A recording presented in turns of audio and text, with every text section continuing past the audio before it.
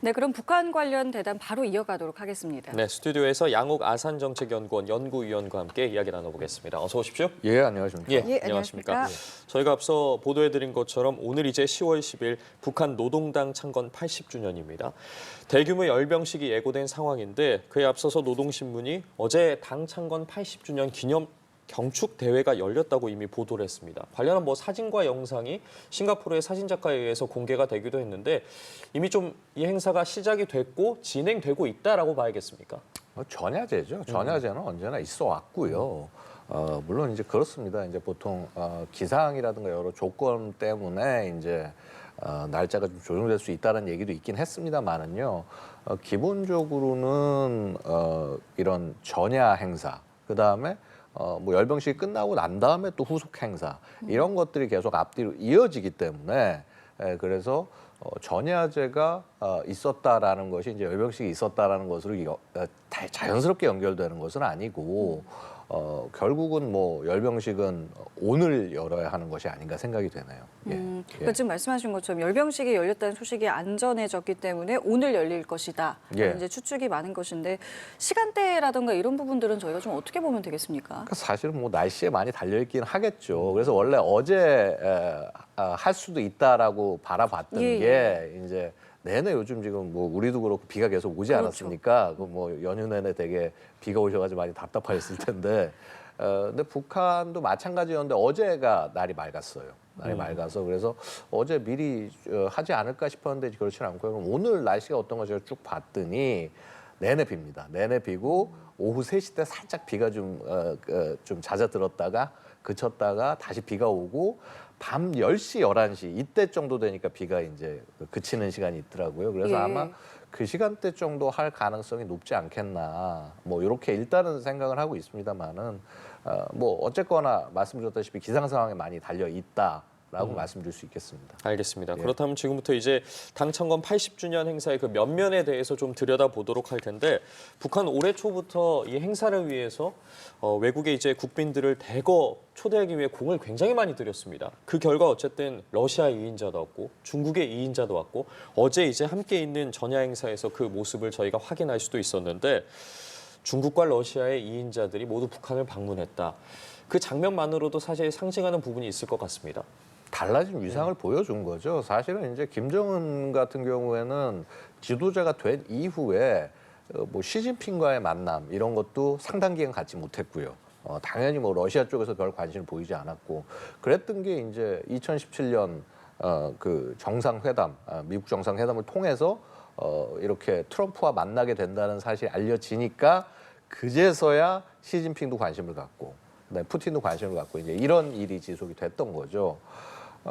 그리고 아시다시피 이제 미국과의 회담 자체가 노딜로 끝나고 난 이후에 북한은 방법이 별도로 없었습니다. 그러다 보니까 자력갱생 노선으로 가겠다, 독자적으로 헤쳐나가겠다라고 하지만 북한이 독자적으로 헤쳐나갈 수가 없잖아요.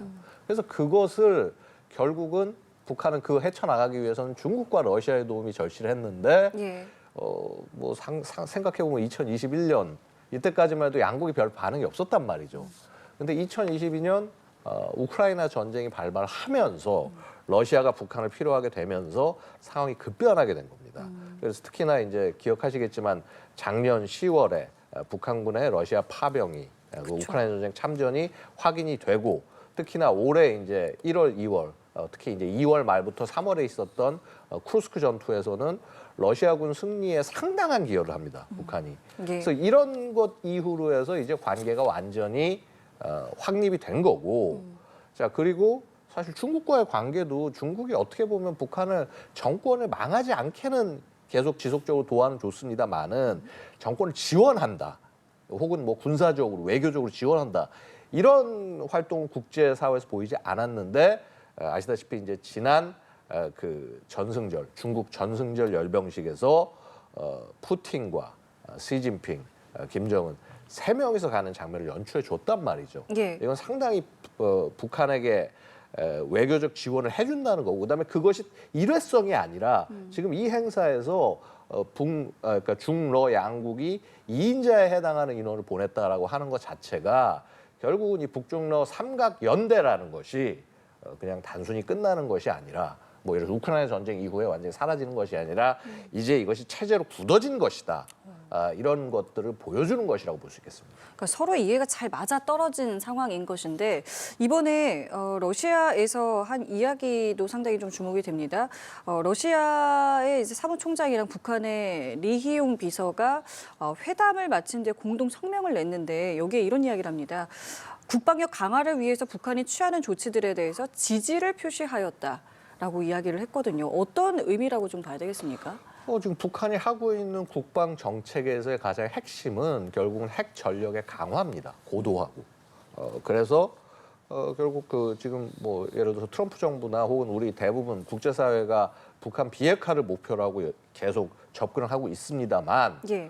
이제는 러시아는 그 부분에 대해서는 비핵화 이런 부분 추구하지 않겠다. 즉 북한이 원하는 대로 북한이 지금 스스로 핵 보유국이라고 지칭을 하고 있고 그다음 핵을 보유할 권리를 가지고 있다고 주장을 하고 있는데 이것에 러시아는 지지하겠다라는 입장으로 돌아선 것으로 봐야 하겠습니다. 근데 다만 이제 이것이 아직은 어떤 정부의 공식적 입장으로 나온 것이 아니라 어떻게 보면 지금 당의 그렇죠. 정치인이 나온 발언이기 때문에 그 무게에 있어서는 아직 러시아 정부를 비난할 만큼의 수준이라고 보기는 어렵습니다만은 그럼에도 불구하고 이 당이 갖는 위상을 생각했을 때는 정치적으로는 100% 북한에 지지를 하고 있다. 이런 것들을 보여주고 있다는 것이죠. 중국과 러시아뿐만 아니라 이번에 베트남 권력 서열 1위죠. 또럼 베트남 공산당 서기정 비롯해서 라오스 국가주석도 평양을 찾았는데 굉장히 오랜만에 찾지 않았겠습니까? 이러한 예. 모습을 봤을 때 이러한 연대에 뒤처지지 않아야겠다 아니면 함께해야겠다라는 그 의지를 좀 확인할 수 있는 겁니까? 어떻게 봐야겠습니까? 기본적으로 지금 이제 그 노동당 창건 80주년 행사잖아요. 그렇죠? 예. 이게 당 행사란 말입니다. 공산 당 행사고요. 그러면 이거는 공산당 국가들은 사실은 안 오지 않을 수가 없는 상황인 거예요.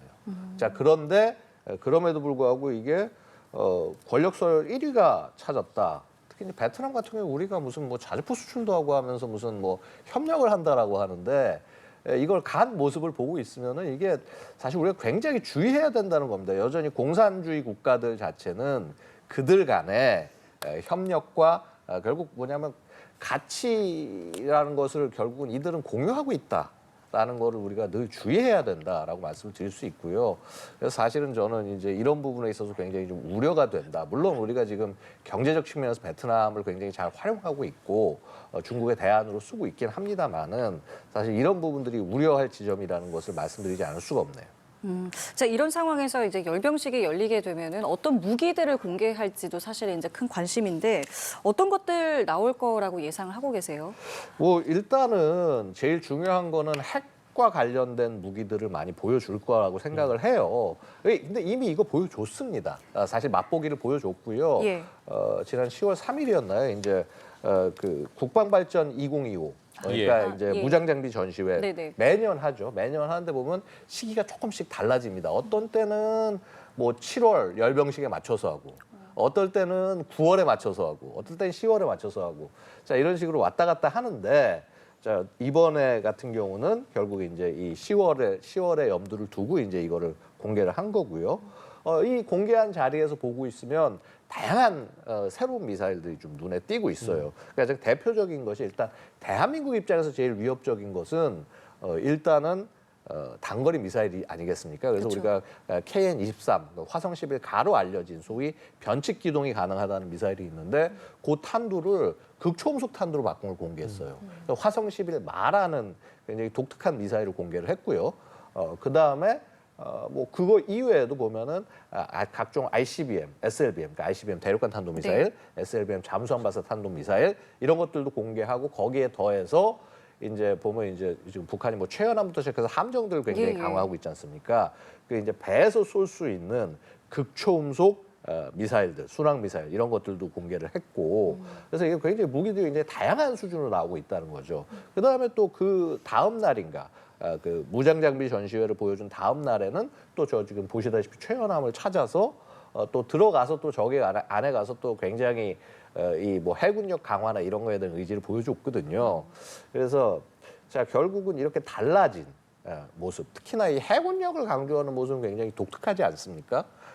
우리가 알고 있기는 북한이 가진 군함들은 뭐 한 보통 2,000톤도 되지 않는 되게 소위 이제 우리 그냥 대양 해군 수준에서 보면 쪽배 수준, 대양으로 나갈 수 없는 그런 수준의 배들밖에 없었는데 갑자기 이제 최연함 같은 예, 예. 대형 구축함을 짓고 이게 해군력 건설은요 한마디로 그 나라의 국방력이 국내에 머물지 않고 국외로 뻗어 나간다라는 의미입니다. 그래서 해군력을 저렇게 강조한다라는 것은요.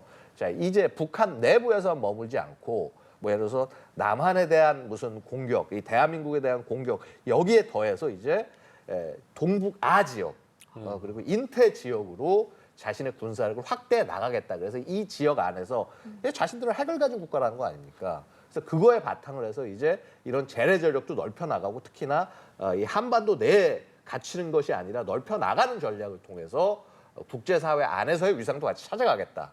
자, 이런 전략들이 같이 결합이 된다라는 것이죠. 예, 지금 말씀해 주신 것처럼 저희가 영상이나 뭐 사진을 통해서 계속해서 보고 있는 뭐 여러 가지 무기 체계들 확인할 수 있었는데 이번 열병식 때 어쨌든 이러한 무기들이 공개될 것으로 예상이 되는데 지금 북미 대화의 가능성 계속해서 나오고 있는 상황이지 않겠습니까? 이런 예. 부분 의식했을 때 공개를 하는 게 어느 정도의 수위 조절이라고 해야 될까요? 어떤 아니요, 부분으로 근데- 적용할지도 궁금합니다. 그러니까 이제 이게 입장이 좀 다른 거죠. 우리가 2017년 같은 경우는 2018년에 이제 대화가 있었고 2017년에 굉장히 막 뭐 북한이 난리치고 미국이 막 그 화염과 분노를 얘기하고 하면서 굉장히 상황이 안 좋지 않았습니까?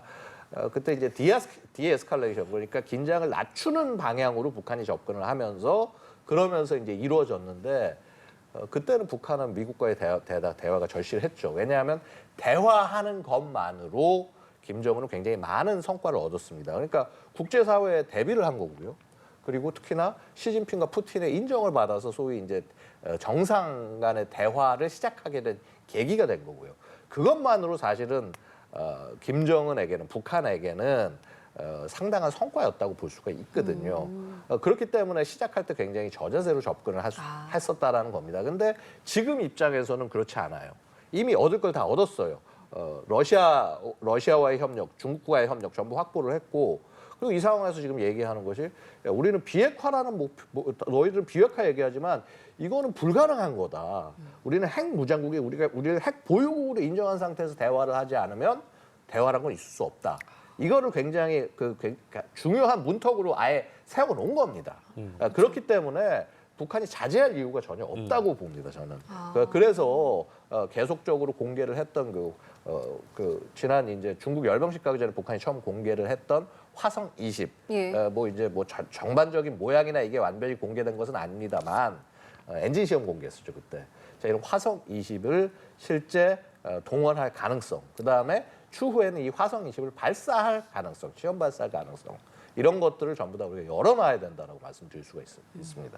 그러니까 북미 대화를 앞두고 그때랑 지금 상황이 상당히 많이 달라졌다고 볼 수 있겠군요. 북한은 지금 자신들이 전략적으로 굉장히 유리하다고 유리하다고. 생각하는 상황이고요.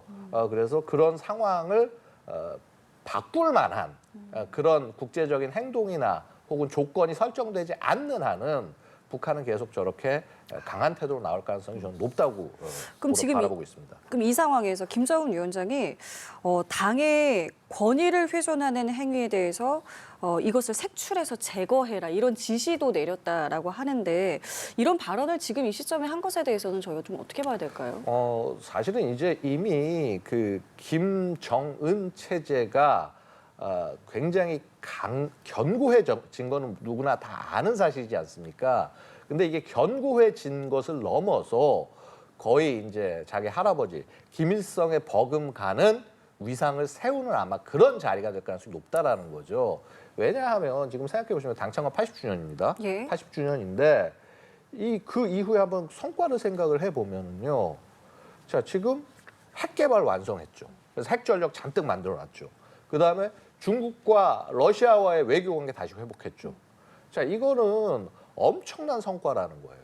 한번 돌이켜 보면은요, 이게 김일성이 이룬 성과와 거의 유사한 수준이라고 볼 수 있습니다. 이게 물론 김일성과 비교할 수는 없을 거예요. 왜냐하면 김일성 자체가 북한이라는 나라를 세우고 그 다음에 결국 이 체제를 완성시켰기 때문에 그 김일성과 완전 똑같다. 김일성을 넘어선다라고 얘기할 수는 없겠습니다만은 자, 그럼에도 불구하고 결국은 이 한국을 고립시키고 그 다음에 뭐 미국을 한반도에서 몰아내고 자 이런 조건을 위한 그 사전 조건 핵무장과 그다음에 북중러 삼각연대. 예. 자, 그다음에 특히 또 미국과의 무슨 뭐 대화 분위기를 통한 유화 제스처. 자, 이런 것들을 통해서 사실은 그런 조건들을 거의 김일성이 이뤘던 조건과 비슷한 조건을 만들어 나가고 있다라는 거예요. 근데 김정은 오히려 자체가. 그럴 때 기강을 더 잡는다는 게 그렇죠. 그럴 때일수록 더 기강을 잡아야죠. 왜냐하면 이제 더 신격화를 다시 이제 완전히 시켜서 굳혀야 되니까. 그래서 거의 아마 그런 작업이 되지 않을까. 그래서 뭐 우리 사실 그렇지 않습니까? 무슨 총비서라는 거 무슨 이제 뭐 예를 들어서 수령 자리, 주석 자리 영원한 주석해서 김일성에게 남겨져 있고 그다음에 총비서 자리 김정일에게 남겨져 있었는데 총비서 자리 가져왔단 말이에요 이전에. 자 그다음에 이러면 주석이나 수령 자리도 다시 가져올 수 있겠죠. 그래서 아마 그런 식의 접근도 우리가 뭐 가능성이 제가 그렇게 높다고 드리는 것은 아닙니다만 그런 가능성도 무시할 수 없다. 그러니까 그만큼 위상이 높아질 것이다. 라는 말씀은 드릴 수 있지 않을까 생각이 듭니다. 지금 이렇게 유일 체제 강조하고 있고 뭐 기강 잡고 있고 앞서 말씀해주신 뭐 부분들 비롯해 보면 결국 생각나는 부분 중에 하나가 또 후계자 구도지 않겠습니까? 지금 네.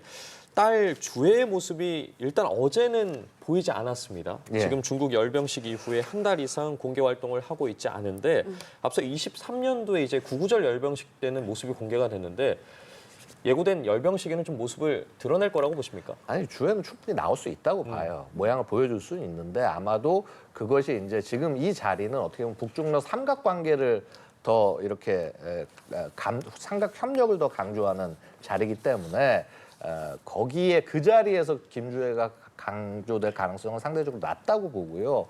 저는 기본적으로 우리가 이게 자꾸 김주혜 후계자다고 얘기하는 거 굉장히 조심스럽게 접근할 필요가 있다고 말씀을 누차 드리고 싶습니다. 왜냐하면 독재의 특성은요. 아무리 자기 자식이라도 이인자를 쉽게 인정하지 않는 게 독재의 가장 핵심적인 특성입니다. 자, 그다음에 한 가지 늘 잊고 계신 것이요. 북한은 정상적인 국가가 아니에요. 수령이 그냥 강압 통치를 하는 그런 국가란 말입니다. 그러니까 북한이라는 국가의 지도자가 되기 위해서 제일 중요한 가치가 뭐라고 생각하냐면요. 저는 제일 중요한 거는 잔혹함이라고 생각합니다. 자기 형제, 자매도 다 제거할 수 있는 그런 잔혹함이 있어야 저 독재자의 자리에 갈 수 있는 것이고요. 저것을 10대 여자에게 당장 뭐 저것이 후계자다라고 보여주는 것 자체가 그거는 저 체제를 어떻게 보면 더 약하게 만드는 거가 될 수 있다라는 겁니다. 그래서 지금의 김주의 포지션은 이 소위 북한의 체제를 광고하고 그다음에 국민들의 신뢰를 끌어내는 그런 일종의 붉은 아이돌과 같은 역할이다라고 말씀을 드릴 것이고요. 그다음에 저 이후에 좀 더 성장을 해서 그런 독재자로서의 자질을 보여줬는지 그걸 보여주는 순간이 그게 후계자가 되는 순간이지 자꾸 이게 뭐 언론에 자꾸 나오고 노출 빈도 높다고 해서 무조건 후계자다라고 얘기하는 거 이거 독재 구도를 충분히 이해하지 못한 그런 분석이 아닌가 저는 개인적으로 생각합니다. 알겠습니다. 자, 그리고 지금 위원님이랑 쭉 이야기를 하면서 이번 열병식의 의미라던가 뭐 성격에 대해서 충분히 이해가 됐는데 그렇다면 어쨌든 뭐 중로 2인자도 온 자리이기 때문에 김정은 위원장이 그럼 오늘 직접 연설을 하고 또 어떤 메시지도 내놓을까 이 부분도 좀 궁금해지는데요. 아마 반제국주의 연대가 완성됐다라고 선언을 할 가능성은 저는 상대적으로 있다고 봅니다. 즉 무슨 말인 거니 반제국주의라는 거는 미국에 대항하는 연대고 그다음에 사실은 뭐 러시아, 중국과의 협력, 특히 중국과의 협력을 끌어내는 데 있어서 가장 핵심은 반미 연대에서의 북한이 무슨 역할을 할 것인가를 보여주는 것이라고 볼 수 있는데 아마도 상당한 역할을 할 가능성을 제시하면서 본격적인 중국에 대한 러브콜, 그다음에 삼각 연대의 확립 이것을 노리지 않을까 생각이 됩니다. 알겠습니다. 북한의 열병식 관련 소식 들어오는 대로 저희도 다시 한번 짚어보도록 하겠고요. 오늘 말씀 여기까지 듣겠습니다. 지금까지 양욱 아산정책연구원 연구위원과 함께했습니다. 고맙습니다. 감사합니다.